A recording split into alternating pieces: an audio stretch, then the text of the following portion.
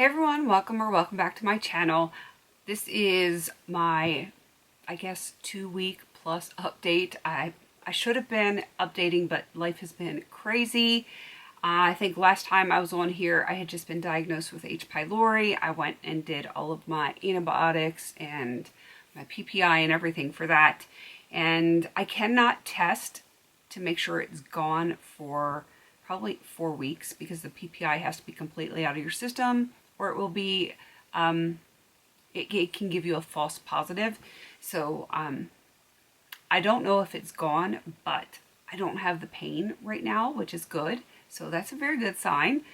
Let's see what else has happened. I've discovered that there are certain foods that my stomach just doesn't like. Even being done with antibiotics, I have found that glutens just, I struggle with those.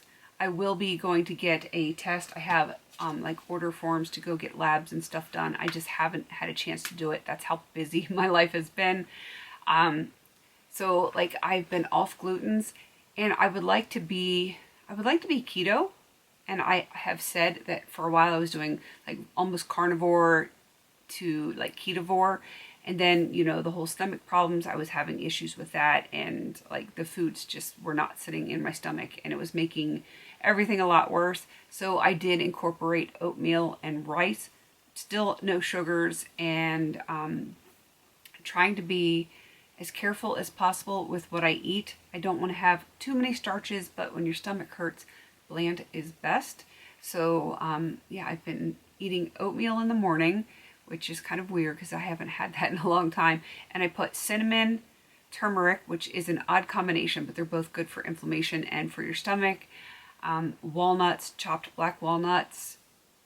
What else? I can't remember what else I put in it. I don't know. Oh, and a pinch of like the Himalayan pink salt.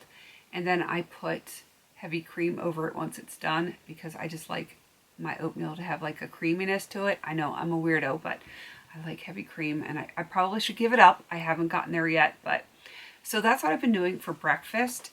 And at dinner, I usually have some type of a lean protein with like peppers, onions, mushrooms, garlic, like all fresh, and sauteed in either olive oil or butter, sometimes a combination of both, and with the lean protein. And I will mix a lot of rice in with that. I've done it with fish, I've done it with chicken, I've done it with beef. I haven't done it with pork yet. I should probably try that, but that's kind of like the combo that's been working for me, and it's been helpful. It has been very helpful for my stomach. I started doing Manuka honey. I just started doing that a couple days ago, and hopefully that's going to help repair my stomach. Manuka honey apparently has some medicinal properties to it. It is strong. I like honey. I like honey a lot, and this is like honey on steroids. It's very, very strong flavored, and like I said, it tastes almost medicinal, like honey, but with like medicinal properties. It's very hard to explain, and it's stupid expensive. And I guess from what my research said, and I'm in a support group for people that have had H. pylori, gastritis, whatever, that you have to have it 15 plus. I don't remember all of the numbers on that one, but I'll have to show it to you next time if I remember it, because it's out in the kitchen, and you know, I don't want to disturb the puppies, Mr. Jaeger over here. But so I've just started that. And another thing that I've been doing a little bit longer than the honey is licorice root, which apparently that's supposed to be really, really good for your stomach. I don't like licorice. I don't like the taste of licorice. No black jelly beans, none of that. I just don't like the flavor, which is funny because that's Jaeger and his nickname is Meister, and that has like that licorice flavor to it, which I don't do alcohol anyway, but I tasted it once when I was younger. That is just not my flavor. But this one has just barely a hint of licorice because it's the root, and it is working every time I have a meal. I'll take a few bites, and I will take a few bites of food, I should say, and then I will follow up with these 3 tablets of the chewable licorice root, and like my stomach doesn't get the sharp pains. It's crazy. I'm like very thankful for it. I'm gonna buy stock in it. I really need to order some more because I just stopped in at my local Sprouts and got it. If you're not familiar with Sprouts, it's a lot like a Whole Foods. It's just, I don't know if it's regional or not. I don't know, where they're located, if there's any just in the States, if it's in all of the states, outside of the states. I don't know where it is. I know that there was one that I passed when I was like in the next county over. I just happened to be there and I was doing some research and I saw it. I'm like, I'm gonna stop in, I'm gonna grab it. And I literally started that night with my dinner. Every single meal now, I just take 3 tablets, and I usually only eat 2 meals a day. And it works. It works. It's amazing. I guess I got to put that disclaimer in here. Not a doctor. If you want to take something, please do your research. Talk to your doctor. All that good stuff. Because I'm just going to talk about what I'm doing and what's working for me, what's not working for me, as I sit here with the heating pad on my back right now, because that is definitely something that is working for me. Also, on a very positive note, yesterday I was at my rheumatologist and they have bumped up my dosage of gabapentin. I was on 300 milligrams 3 times a day. Now I'm on 600 milligrams 3 times a day. I did feel a little bit loopy when I took the first double dose yesterday. Kind of that like high drunk feeling, which I don't do those things either. I'm just a boring girl, and but that's what I would imagine being high and drunk together would feel like. I was like walking into walls and all that stuff.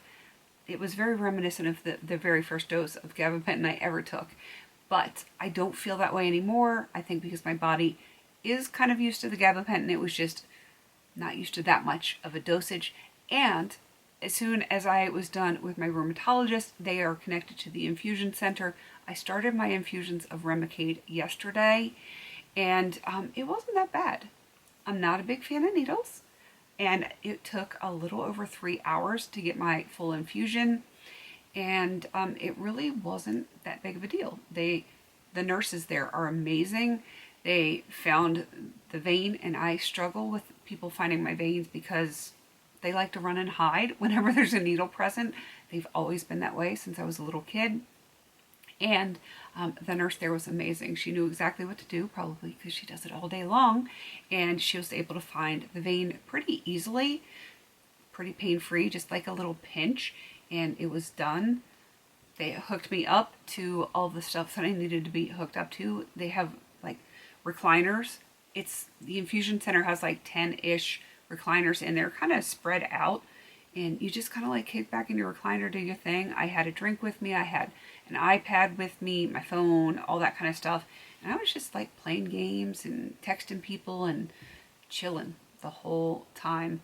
And the only thing I had to remember was I had to keep my arm straight because it was in like the inside of my elbow area, and I was told in the support group that make sure you keep your arm as straight as possible because otherwise it slows down the flow from the IV bag into like your vein, because the IV, they use a needle, but then they like pull it out and it has like a flexi needle in there. That's the best way I can explain it.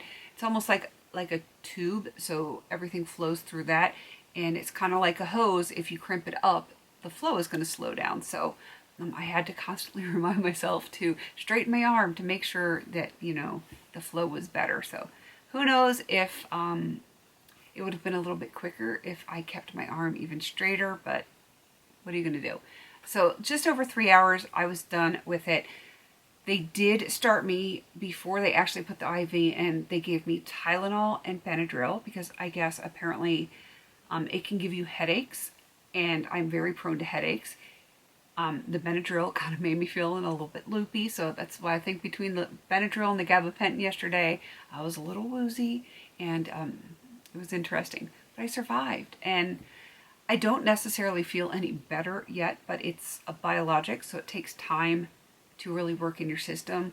I don't expect to feel any difference for like the first 2 to 3 days, and then I'm hoping, am hoping that I will start to feel a little bit better. I go back in 2 weeks, so I think April 7th, if I am mathing correctly. I think that should be my next infusion.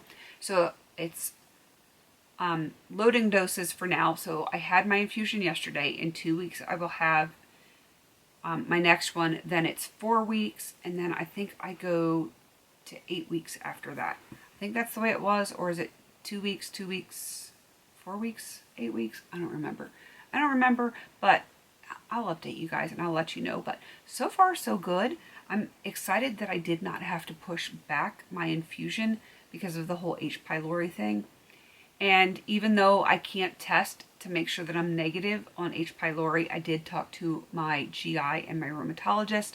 And really the GI doctor or gastroenterologist said that she feels pretty confident that the antibiotics and the PPI will have eradicated it, or at least gotten it to the point where it's not a problem. So that's why we did the infusions. We didn't bump it back. And I can always stop if I need to, though I don't want to, because from my understanding, and correct me if I'm wrong, but with certain biologic medicines, you can build up antibodies to that. If you stop it and restart it, and then that medicine no longer is viable for you, it will no longer work for you if you build up antibodies to it, because your body has a chance to create its own antibodies to anything it perceives as foreign. So I don't want to stop it. I really don't want to stop it because I don't want to run that risk. So I'm hoping that I don't have any complications. So far, I don't feel as if I've had any reaction, which is good. Like my injection site, it looks typical of any other needle I've gotten, whether it's like a blood draw or another IV or whatever. It looks fine. Obviously, infection's not really going to set in the first day, I wouldn't think, but keeping it very clean because I have to be super careful because I would be more prone to infections and not be able to heal from that, but taking good care of it. I don't seem to have any adverse reactions, which is why they give you the Benadryl. And so far so good. I'm very positive, like upbeat, ready to make sure that this goes well. And I'm just going to keep that positive attitude because negative attitude is not going to get me anywhere. So, I'm going to stay positive, and I am really hopeful that this is going to work out well for me. I think I have covered everything that has happened in the last 2 weeks. Hopefully I have. If I've forgotten anything, I'll put it in like my editing or whatever, or just, try to do another video and follow up on whatever. So I guess that is everything for this little snippet of my journal in my life with chronic illness.